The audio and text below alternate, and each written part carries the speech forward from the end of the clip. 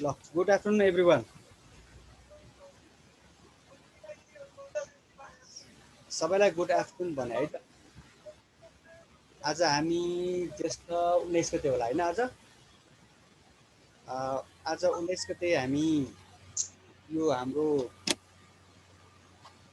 सामाजिक अध्ययन तथा जीवन उपयोगी शिक्षाको हाम्रो एकाइ 8को भन्दा पनि हामी यो एकाइ अझ एकाइ त हामीले 10 को भन्नुपर्छ। एकाइ 10 को पाठ 7 सरकारी वित्त सम्बन्धी प्रोजेक्टका आधारित भएर हामी आज पढ्छौँ है।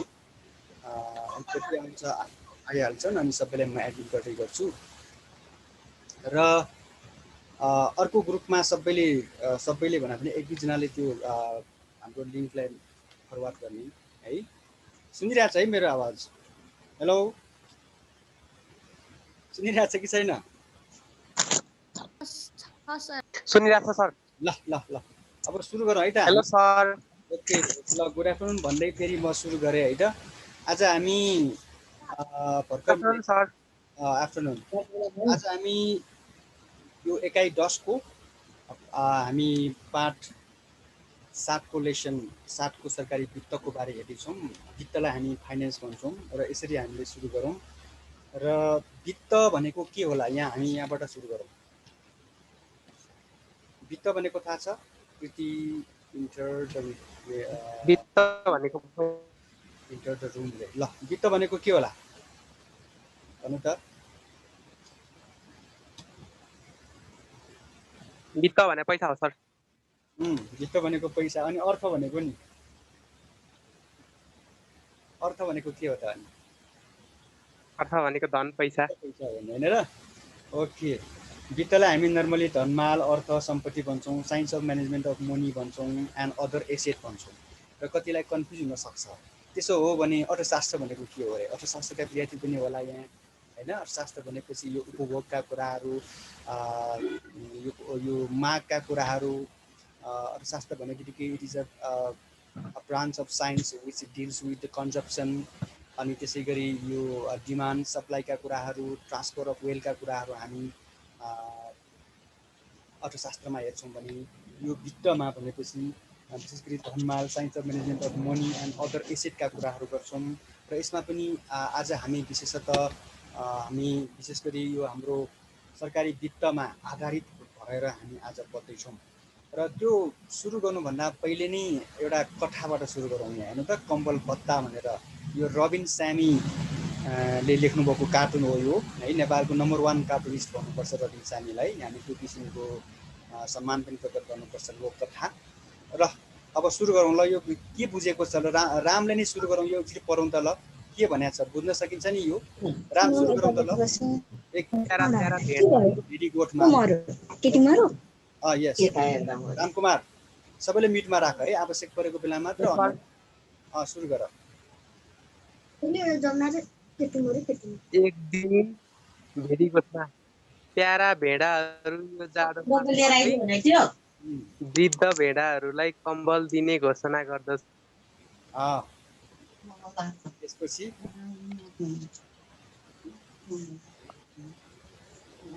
अचानक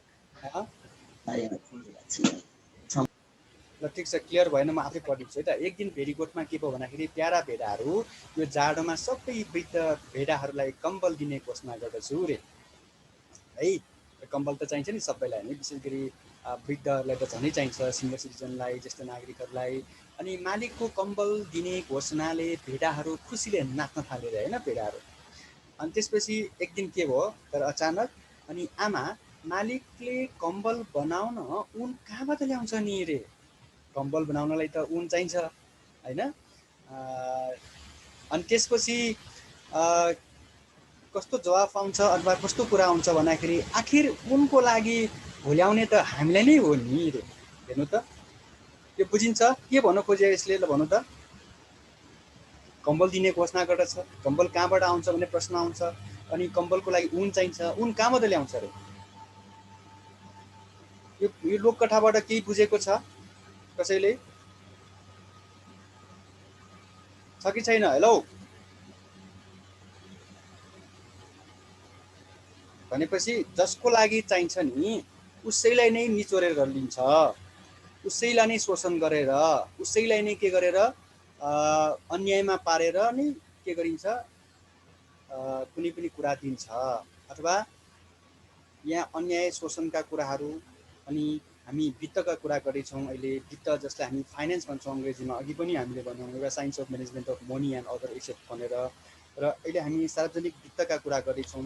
अनि हाम्रो शीर्षक नै के छ त, हाम्रो शीर्षक नै हाम्रो पाठ 7मा सरकारी वित्त भनेर जुन किसिमबाट लेखिरहेको छ है।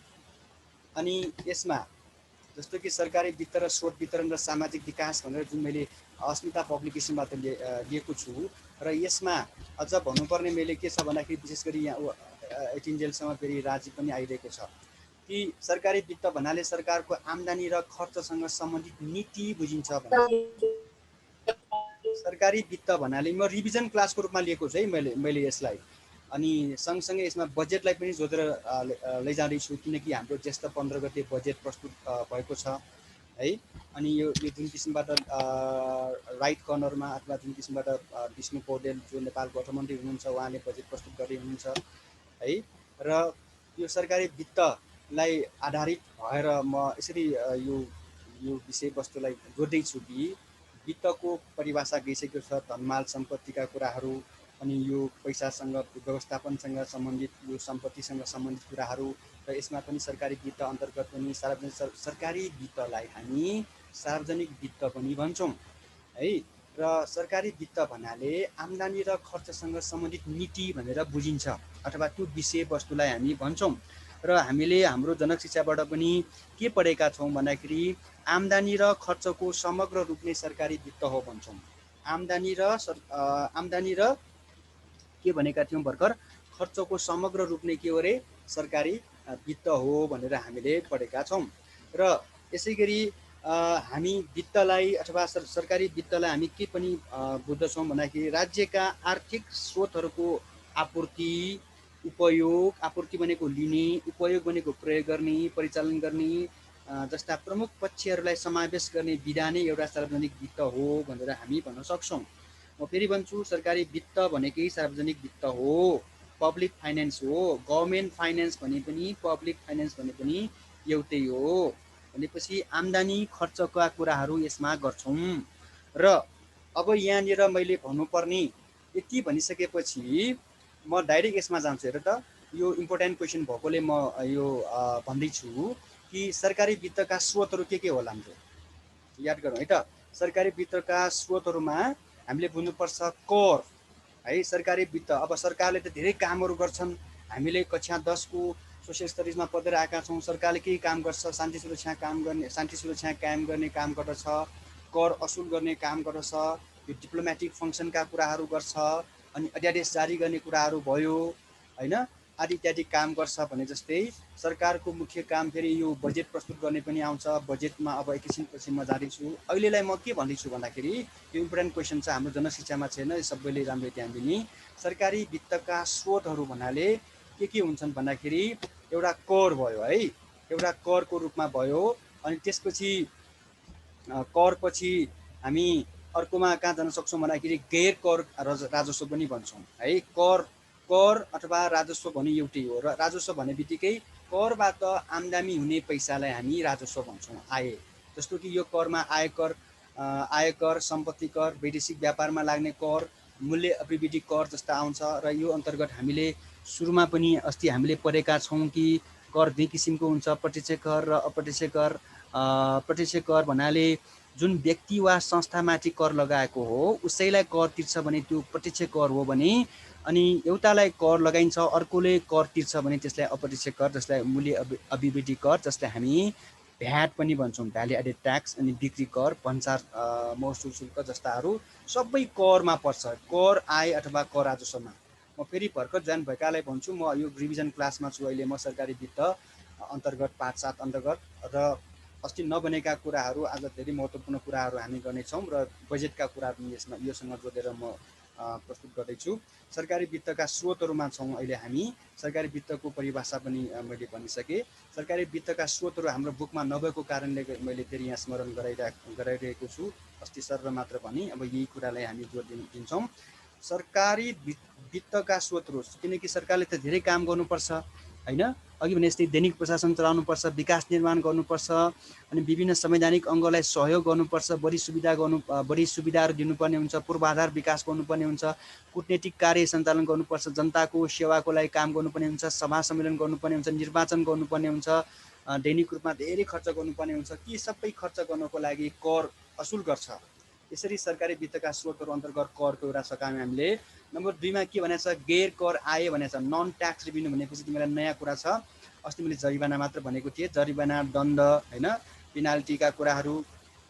अनि सरकारी वस्तु वा सेवा बिक्री यो अन्तर्गत पनि सार्वजनिक हेर्नु है त, सार्वजनिक संस्थानको नाफा आदिबाट प्राप्त हुने आम्दानी पनि गैर कर आय हो अरे। त्यो भनेको के भन्दाखेरि सरकारी आम्दानीबाट प्राप्त भनेको, सरकारी आम्दानी भन्दा पनि सार्वजनिक संस्थान भनेको सरकारको 50% भन्दा बढी सेयर हुन्छ भने त्यसलाई हामी सार्वजनिक सङ्घ संस्थान भन्छौँ। जस्तो कि नेपाल आयल निगमका कुराहरू छ यसमा, अनि नेपाल वायुसेना निगम भयो, त्यहाँबाट आम्दानी हुनेहरू पनि सबै के छ त, गैर कर ट्याक्स आम्दानीको रूपमा राजस्वको रूपमा लिन्छौँ। र नेपालमा 75-76 को कुरा गर्ने भने 10% यसको योगदान रहेको छ र भने 85% त करबाट। भनेपछि करबाट कति पैसा उठ्ने रहेछ त सरकारलाई होइन, खर्च गर्नको लागि अथवा वित्तीय व्यवस्थापन अन्तर्गत भनौँ न। त्यसै गरी फोरेन ग्रान्ट भनेको छ। फोरेन ग्रान्ट भनेको के छ, वैदेशिक अनुदान।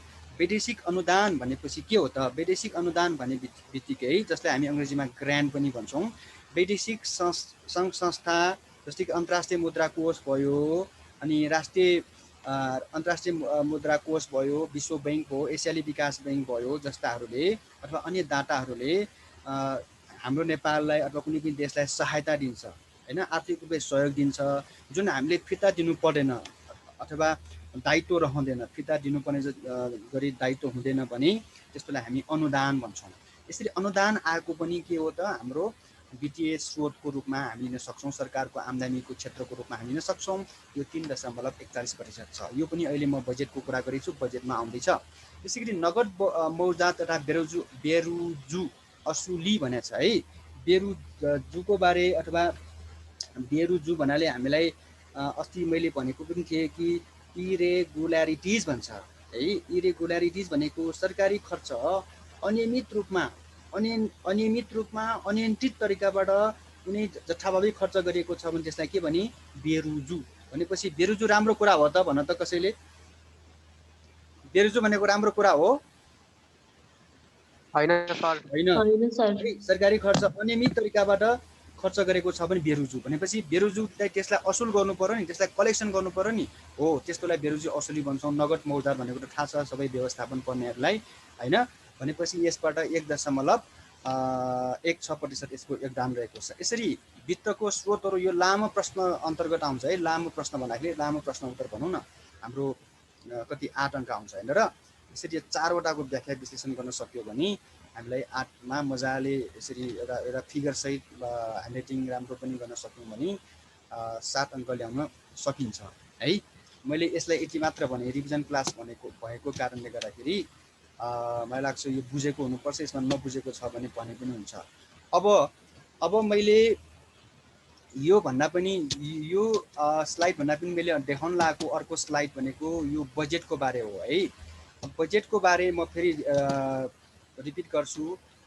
उहाँको नाम के अरे, विष्णु प्रसाद पौडेल हो। अब यहाँनिर मैले के लेखेको छु भन्दाखेरि 2078 साल 2 महिना 15 गते लेखेको छु है। तिमीलाई थाहा छ होला अथवा अरू टिचरले पनि भन्नुभयो होला कि बजेट आर्थिक वर्ष भनेको के हो, कसैले भन्नु त?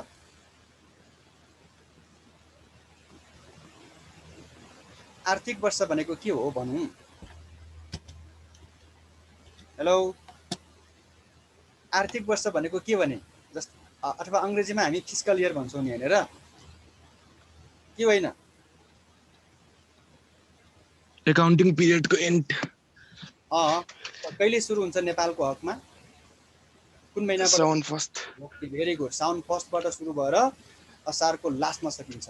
अरू बेला यो 500 वर्ष पहिले के हुन्थ्यो भन्दाखेरि विशेष गरी जनआन्दोलन दोस्रो पछि चाहिँ यो इफेक्टिभ भएको। असारको लास्टमा मात्र बजेट आउने के। अब यसरी भएन। अब यो ज्येष्ठ 15 गते नै बजेट प्रस्तुत गरौँ भन्ने कुरा आयो। त्यसो भए ज्येष्ठ 15 गते नै किन रोजेको होला? कुनै आइडिया छ कसैलाई? व्हाट इज मिन बाई ज्येष्ठ 15? मैले धेरै फिजिकल क्लासमा कुरा गरे जस्तो लाग्छ। क्लास 10 सोसियल स्टडिजमा छ, बजेट 9 कोमा छ। के बजेट भाषण गर्छन् सर के गर्नु? हैन, ज्येष्ठ 15 नै किन रोजेको होला? अथवा ज्येष्ठ अब 16 सुइटेबल टाइम किन भन्नु सर? त्यसरी होइन भने ज्येष्ठ 16 किन लिएन, ज्येष्ठ 14 किन लिएन, 15 नै किन रोज्यो भनेको के? ज्येष्ठ 15 भनेको गणतन्त्र दिवस नि होइन र? हो। 2000 गणतन्त्र दिवस यस यस यस त्यही त 2000 असारको लास्टमा मात्र गर्नुपर्ने हैन। त्यही त म भन्दैछु। ज्येष्ठ 15 गते नै मैले हाइलाइट गर्नुको कारण के छ भन्दाखेरि केही वर्ष मात्र भइसक्यो सुरु भएको कि असार 30मा पहिला असार 30 अथवा असारको मसान्तमा बजेट प्रस्तुत गर्ने हुन्थ्यो। अहिले 2 महिना 15 गते किन गर्छ भन्दाखेरि गणतन्त्र दिवस हो यो 2065 साल ज्येष्ठ 15 गते संविधान सभाको पहिलो बैठक भएको। नेपालमा नेपाललाई सङ्घीय लोकतान्त्रिक गणतन्त्र देशको रूपमा घोषणा गरेको त्यो दिनको अवसरमा गरेको एउटा कारण त्यो हो। अर्को कारण के छ भन्दाखेरि पहिला पहिला असार 30मा बजेट प्रस्तुत गर्दाखेरि तिमीलाई थाहा छ नि, भर्खर तिमीले भन्यो नि बजेटको कार्यान्वयन त साउन 1 गतेबाट हो नि, हो कि होइन? अब असारको लास्ट दिनमा गरेको छ, अन्तिम दिनमा घोषणा गरेको छ, साउनको 1 गते नै गर्दाखेरि के हुने भयो? त्यो अख्तियारी आउन समय लाग्छ के, त्यो आदेश आउन समय लाग्छ, कार्यान्वयन गर्न समस्या भयो के, टेक्निकली समस्या भयो। टेक्निकली भनौँ कि के भनौँ, मैले डाइरेक्ट समस्या नै भनिहालेँ मैले होइन। किनकि बजेट भनौँ अथवा पैसा खर्च गर्नलाई भनेको हो, त्यतिकै गर्ने होइन नि त, आदेश आउनुपर्छ नि, अधिकार लिएर आउनुपर्छ नि होइन। त्यो अधिकारलाई हामी के भन्छौँ? अख्तियारी भन्छौँ। त्यसकारण ज्येष्ठ 15 गतेदेखि नै बजेट पेस गर्नुपर्ने एक किसिमबाट प्रावधान आयो, जुन अनुरूप अहिले अस्ति हामीले बजेट पनि पायौँ होइन। अस्ति हाम्रो ज्येष्ठ 15 गते मलाई लाग्छ, ज्येष्ठ 15 गते हाम्रो कुन शनिबार जस्तो लाग्छ है।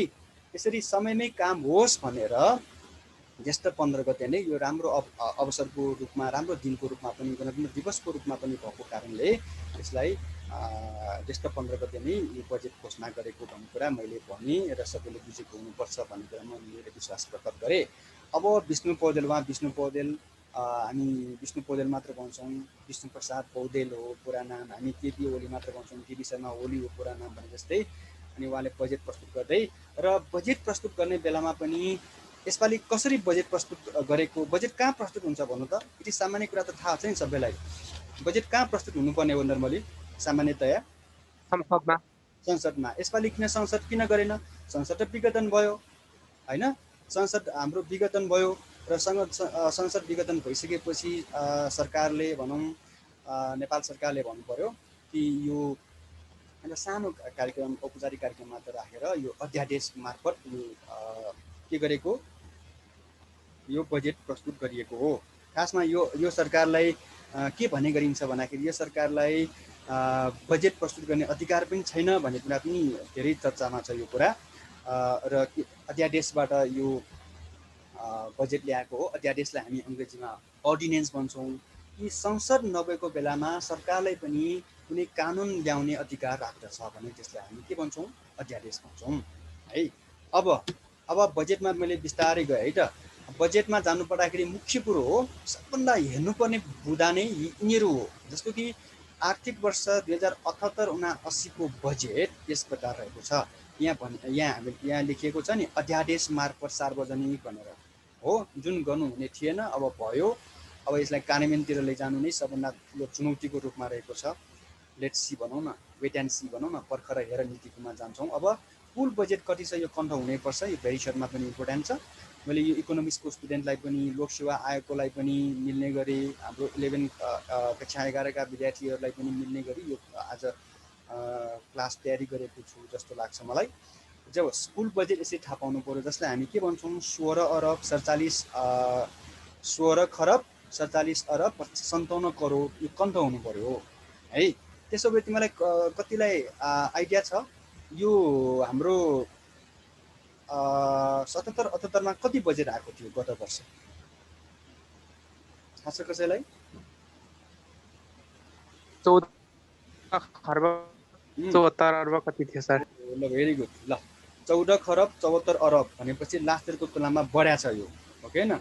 लास्ट इयरको तुलनामा धेरै बढ्या छ नि यो। 2 खरब चाहिँ अलिकति बढेन, होइन त? ल ठिक छ। अब हाम्रो विषयवस्तुमा जाउँ। अस्ति हामीले के पढेका थियौँ कि तिम्रो बुकमा छौ भने एकैबाजी डिटा देखाउँदाखेरि मलाई पनि गाह्रो हुन्छ, होइन? यो चालु खर्च र पुँजीगत खर्चका कुराहरू गर्छौँ अब हामी, है त? यदि इफ पोसिबल म फेरि उता नै देखाइदिन्छु फेरि यतापट्टि, है? हामी कतिजना भयौँ अहिले? कसैले भन्नु त? 22। ल अब यतापट्टि सरकारी वित्त हाम्रो जुन जनक शिक्षाबाट जुन प्रकाशित भएको हाम्रो बुक छ, होइन? त्यही म देखाउँदैछु। आइरहेछ है स्क्रिन? हेलो, आइरहेछ है? अब यसमा हामीले मैले अघि भन्न बिर्सेको चाहिँ पोइन्ट यो हो, कर आए गैर कर आएको त्यो मात्र होइन, अर्को बिता पनि भने मैले, होइन त? वैदेशिक अनुदान र नगद मौजात र बेरोजी असुली पनि भने मैले, त्यस कारण यसलाई मैले भनिनँ। अब मैले अहिले भन्न लागेको कुरा हेर्दाखेरि यो हो, सरकारी वित्तको वितरण र सरकारी खर्च अन्तर्गत चालु खर्च र पुँजीगत खर्च। यो लेसनमा सबभन्दा बढी हेर्ने भनेको यही हो, है? अब यो भनिरहँदाखेरि बजेटको त्यत्रो कुरा गऱ्यौँ हामीले, अनि यो बजेट यति बेला घोषणा हुन्छ, यो हरेक वर्षमा घोषणा हुन्छ भन्ने पनि कुरा गऱ्यौँ। नेपालमा बजेट कहाँबाट सुरु भएको थाहा छ? 2008 सालबाट सुरु भएको, है? जति बेला मातृका प्रसाद कोइराला प्रधानमन्त्री भएका थिए त्यति बेला सुवर्ण शमशेर अर्थमन्त्री थिए। सुवर्ण शमशेरले नेपालमा पहिलोपल्ट बजेट ल्याएको थियो र चाहिन्छ भने लेखे पनि हुन्छ, यो लोकसभामा सोध्ने क्वेसनमा पर्छ यो। नेपालमा तिमीहरूको केही आइडिया छ भने पनि हुन्छ, कुनै विचार कन्सेप्ट धारणा छ भने कति बजेट आएको होला 2008 सालमा? आज हामी 78 सालमा छौँ भनेपछि हामी 70 वर्ष, नेपालमा बजेट आएको कति वर्ष भयो अरे? 70 वर्ष भयो, है?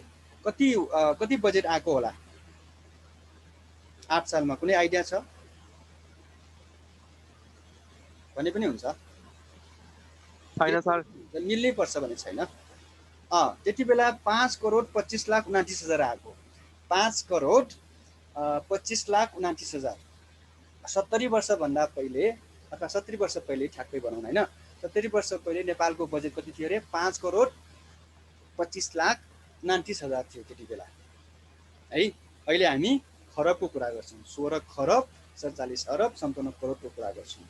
अब यो बजेटकै कुरा गर्नु पर्दाखेरि बजेटलाई पनि त बुझ्नु पर्यो नि, होइन? सामान्य कुरामा बजेट भनेको भविष्यमा हुने आय व्ययको एउटा अनुमानित लेखा, है? अनुमानित अथवा योजना। बजेट आफै पनि योजना हो, है?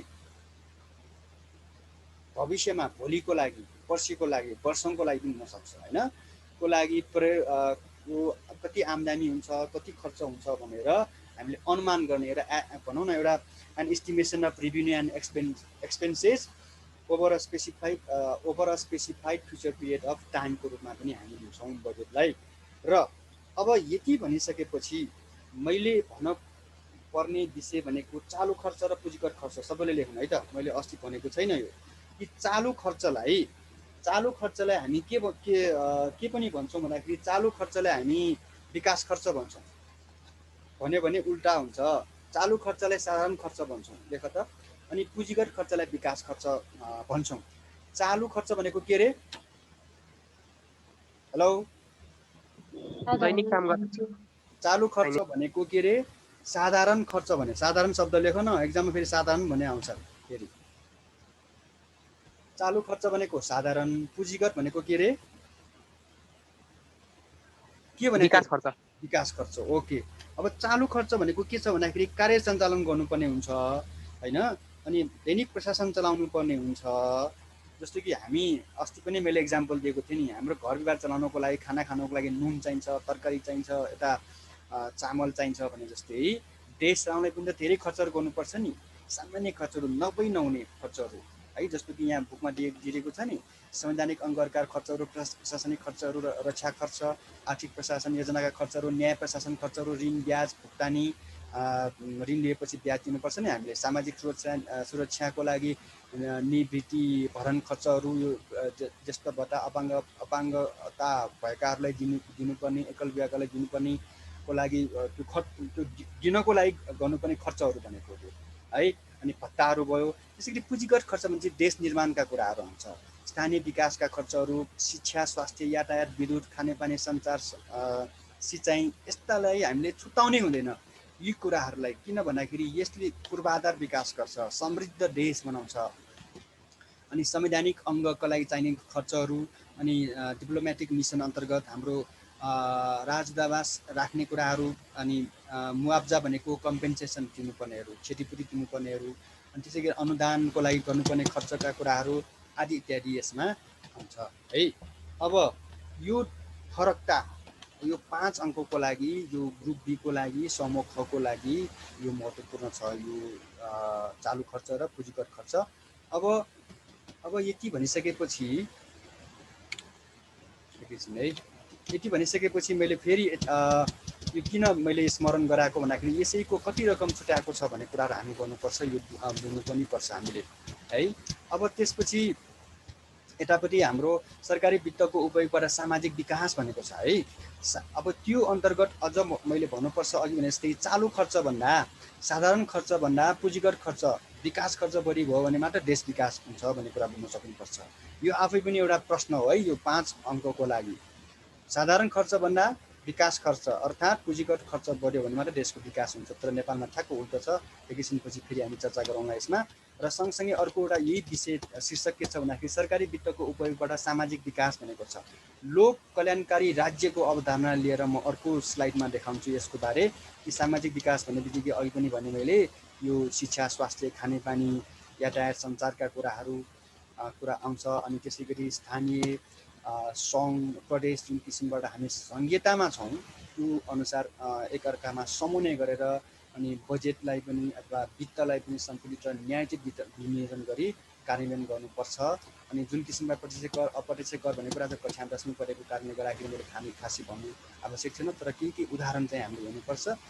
एउटा यो रिसर्चमा पनि आउन सक्छ यो क्वेसन भन्दै म फेरि अर्को म उता स्लाइडमा जान्छु। यता अहिले पार्टिसिपेन्ट इन्डेक्स मात्र भइरहेको छ, पछि आउँदै गर्छन्, ठिकै छ। अनि यो यतापट्टि म अहिले के भन्दैछु भन्दाखेरि चालु खर्च 6 खरब 58 अरब 61 करोड छ, पुँजीगत 3 खरब 47 खरब 26 करोड छ भनेपछि 41 भर्सेस 22 भइरहेछ। जुन बढ्नुपर्ने त्यो बढिरहेको छैन, किन बढेन होला? यो पनि एउटा जिज्ञासाको विषय हुन सक्छ विद्यार्थीको लागि। अर्को यहाँ वित्तीय खर्च भनेको छ यहाँ हो। वित्तीय खर्च भनेको के तिमीको जिज्ञासा हुन सक्छ। अस्ति मैले भनेको थिएन वित्तीय खर्च भनेको के छ भन्दाखेरि सरकारले त ऋण लिएको हुन्छ हैन, त्यो ऋण लिए बापत सावा फिर्ता गर्नुपर्छ। अनि ऋणमा लगानी गरेको हुन्छ सरकारले भने त्यस्तोलाई हामी वित्तीय खर्च भन्छौँ। र वित्तीय खर्चको लागि पनि यहाँ निरुतामा आइरहेछ 2 खरब अथवा 12.6% राखेको छ। र प्रदेश र स्थानीय तहमा वित्तीय हस्तान्तरण भनेको छ 3 खरब 86 खरब 23.5% दिएको छ। जुन किसिमबाट नेपालमा हाम्रो 753 के छन्, 753 के छन् भन्नु त? स्थानीय तह छन्, नगरपालिका, उपमहानगरपालिका अनि गाउँपालिकाहरू छन् हैन। तिनीहरूको लागि यो छुट्याएको हो है। यो सबै अघि पनि भन्यो नि हामीले न्यायोचित तरिकाबाट सन्तुलित तरिकाबाट गर्नुपर्ने त्यो भइरहेको छैन। म पछि एक्जाम्पलमा जाँदै गर्छु। अब स्रोत व्यवस्थापन खर्च गर्ने त भन्यो नि अघि हामीले भन्यो नि खर्च गर्ने तर व्यवस्थापन पनि गर्न जानु पर्यो नि। कहाँबाट आउँछ? आम्दानी र हाम्रो आम्दानी र यो व्यय भन्नाले खर्चको अनुमानित लेखा भविष्यको लागि भनेर हामीले बजेटको परिभाषित त गऱ्यौँ, बजेटको परिभाषा दियौँ। व्यवस्थापन कहाँ आउँछ? राजस्वबाट यति। त मलाई लाग्छ यो अहिलेको जुन हाम्रो महामारीमा भएको कारणले गर्दाखेरि यति राजस्व आउने छाटकाट देखिएको छैन। मेरो मात्र होइन, यो अर्थविदहरू अर्थशास्त्रसँग सम्बन्धित विद्वान मान्छेहरू विभिन्न राजनीतिक दलहरूले पनि त्यस्तै कुरा गरिरहेको छ। त्यसै गरी यतापट्टि विनिता श्रेष्ठ आइरहेछ वैदेशिक ऋणबाट 3 खरब भन्ने कुरा छ। आन्तरिक ऋण कति छ? 2 खरब 50 अरब। वैदेशिक अनुदानबाट 63 अरब भनेको छ यतापट्टि है। अब यो भन्दा पनि विशेष गरी अब वैदेशिक ऋणमा पनि धेरै आशा गरेको छ हैन। अनि अर्को 10 खरब भनेको छ, यो पनि सम्भव छैन भनिरहेका छौँ। यो किन यस्तो भइरहेछ एकैछिनपछि हामी विश्लेषण गर्नेछौँ। अहिलेलाई अर्कोमा जानु पर्दाखेरि यो अहिलेको बजेटको हामीले सामान्यतया अब तिम्रो 11 कक्षा भएपछि सामान्य जानकारी हुनैपर्छ। निजी क्षेत्रसँग मिलेर made in Nepal make in Nepal अभियान सञ्चालन गर्ने भएको छ। उक्त अभियान अन्तर्गत सिमेन्ट, औषधि, फलामे, दण्डीमा निर्यात प्रवर्धन गरिने भनेको छ। यो नेपालको सिमेन्ट, नेपालकै औषधि, नेपालकै दण्डी भए चाहिँ ठिकै छ, तर यो अन्तर्गत अर्को यहाँ नमिल्ने कुराहरू के छ भन्दाखेरि म यहाँनिर के कुरा जोड दिन्छु भन्दाखेरि यतापट्टि हाम्रो चुरे क्षेत्र थाहा छ नि सबैलाई। चुरे क्षेत्रको नाम सुनेको छ? कहाँ छ यो भन त? हिमाल पहाड तराई, सिन्धुपाल्चोक हिमाल पहाड तराईमध्ये कहाँ छ? तराईमा छ। अब तराईमा छ सर। चुरे क्षेत्रमा के गरेको छ भन्दाखेरि बालुवा, ढुङ्गा, गिटी, खानिजन्य यस्ता वस्तुहरू निकासी गरेर व्यापार घाटालाई, अहिले व्यापार घाटा नेपालको थुप्रै छ होइन, 14-15 अरब भन्दा बढी छ क्यार। अनि त्यो व्यापार घाटा न्यूनीकरण गर्ने रे भनेपछि यो ढुङ्गा, गिटी, बालुवा, खनिजन्य सबै निकासी गरिरहेको हो पहिला नै। अब यो गर्यो भने के हुन्छ? झन् नेपाल के हुन्छ? मरुभूमि हुन्छ, तराई रिजन। त्यो गर्नु हुने थिएन है। किन भन्दाखेरि त्यही हाम्रो नेपालको ढुङ्गा, गिटी, बालुवाबाट नै इन्डियाले यो 70 देखि बाँकेसम्म 1500 किलोमिटर लामो सडक बनाइसकेको छ। जबकि नेपालको सरदर लम्बाइ नेपालको सरदर लम्बाइ बनेको 885, अब बाङ्गोटिङ्गो गरेर उनीहरूको 1500 किलोमिटर त नेपालकै ढुङ्गा, गिटी, यो बालुवाबाट बनाइसकेको छ। त्यसकारण यस्तो किसिमको गर्नु हुँदैन, निजी क्षेत्रलाई जोडेर गर्ने होइन, सरकार आफै गर्ने हो। त्यो यहाँनिर यसरी हामी क्रिटिकली यसरी भन्न सक्छौँ है। र यो नारा त एकदम राम्रो छ है, फेरि made in Nepal, make in Nepal भनेर है। त्यसैले सरकारले प्रारम्भिक बाल विकास केन्द्रको लागि, शिक्षिकाको लागि तल 15,000 एकदम राम्रो पोइन्ट छ। यो एकदम राम्रोलाई राम्रै भन्छौँ हामी। तिनकुने जडीबुटीमा सुरुङ मार्ग निर्माण गर्नको लागि 1 अरब 80 करोड रुपियाँ विनियोजन, यो पनि राम्रो हो। किन भन्दाखेरि अहिले ट्राफिक जामको कुरा छ नि होइन। 6 लेनको खोलेर पनि यहाँ सूर्यविनायकदेखि काठमाडौँ यो तिनकुनेसम्म त्यो बाटो ब्रड गर्दा पनि, फराकिलो गर्दा पनि हामी जाममा परिरहेका छौँ नि। सरकारले पूर्व पश्चिम रेलमार्ग सहितको रेलमार्ग आयोजनाको लागि 10 अरब छुट्याएको छ। सरकारले आगामी वर्षको काठमाडौँ उपत्यकामा 100 विद्युतीय बस सञ्चालन गरेको छ। यो चाहिँ हाँस्न मन लाग्छ। किन भन्दाखेरि हामी सबैलाई थाहा छ सरकारले के भनेको थियो, ग्यास, घर घरमा ग्यास पुर्याउने भनेको थियो नि, याद छ कि छैन? थाहा छ है सबैलाई? पुरा भयो त? अनि 2 वर्ष ताजाबाट गाडी चलाएको थियो नि, इलेक्ट्रिक बस, थाहा छ कि छैन? प्राइम मिनिस्टरले उद्घाटन गरेको, त्यो भयो त? भएन। भनेपछि अहिलेसम्मको बाट हामी के भन्न सक्छौँ भन्दाखेरि यो सक्लाएर भने जस्तो लाग्छ। अनि विद्यार्थी खाजा कार्यक्रमलाई 8 खरब 73 करोड, यो पनि एकदम राम्रो। साल ट्रेडिङ्स भनेपछि खाद्य कम्पनीसँग ग्यास र खाजाना किन्दा 20% छुट, यो पनि राम्रो। सदर चिडियाखाना खोल्ने रे, हरेक प्रदेशमा एकदम राम्रो।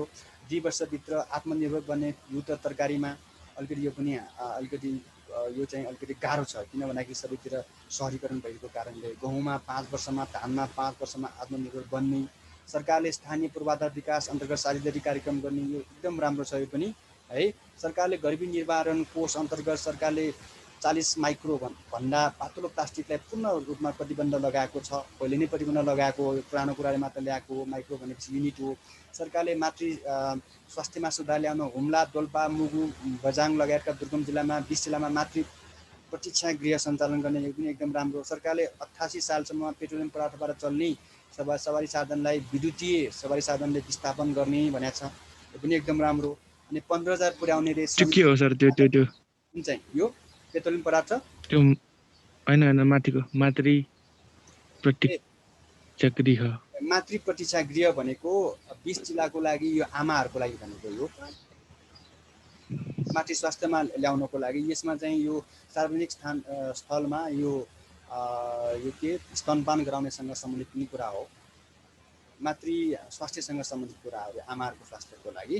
श्रमिकको लागि 15,000 भनेको पनि एकदम राम्रो हो। सरकारले पहाडको ओह्रालो बाटो ढलानमा नेपाली सिमेन्टको प्रयोग गर्ने अनिवार्य गरेको छ। शिक्षा क्षेत्रमा 1 खरब भनेको छ, यो पुग्दैन। उनीहरूको घोषणापत्रमै त्यति बेला नेकपा एमाले र माओवादी मिलेर 25% पुर्याउँछु भनेका थिए उनीहरू शिक्षामा।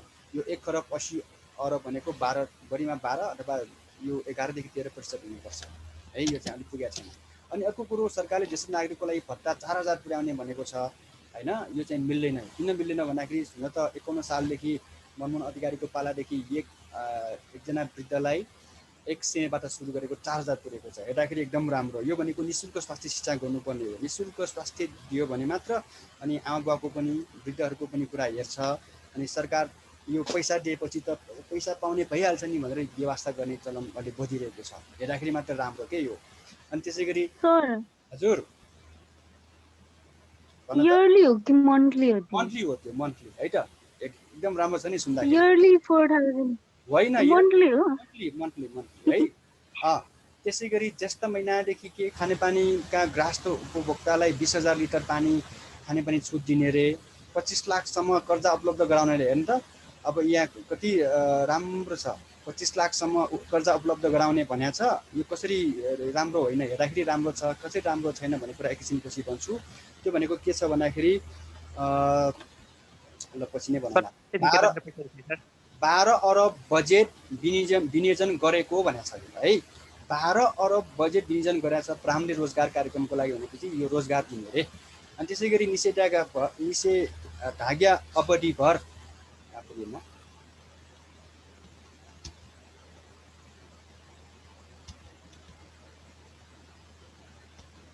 ल सबै सर्र एकचोटि हेर्नु होइन। अब सबैको भन्न अलिकति गाह्रो भयो, समय कम छ हामीसित।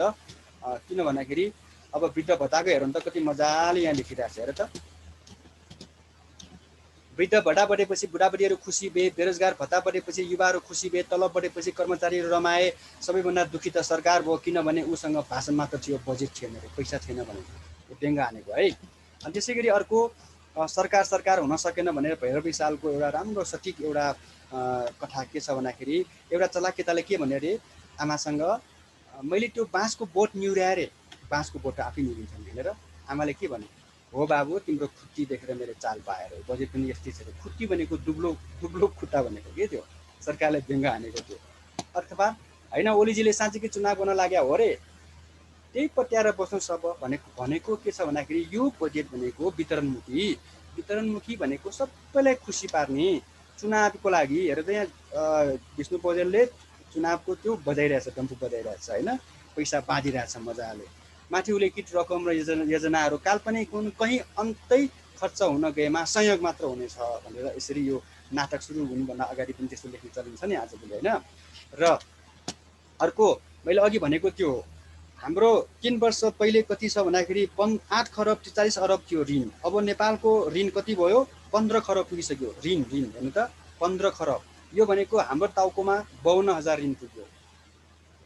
यो अहिलेको सरकारको यो कमजोरी भनौँ न। यो पहिले कति थियो, 15 खरब 8 खरब थियो, अहिले 15 खरब पुगिसक्यो हाम्रो ऋण।